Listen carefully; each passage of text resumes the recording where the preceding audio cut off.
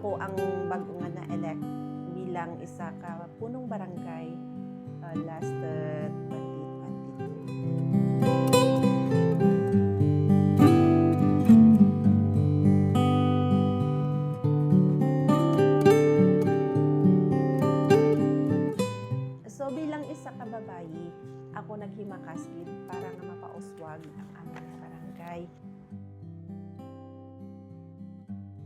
So, gusto ko man ipakita nga bilang isa ka babayi, isa ka maayo nga leader, kag gusto ko man nga magiging role model no sa akin nga barangay, kag ipakita man nga hindi lang basta ang babayi.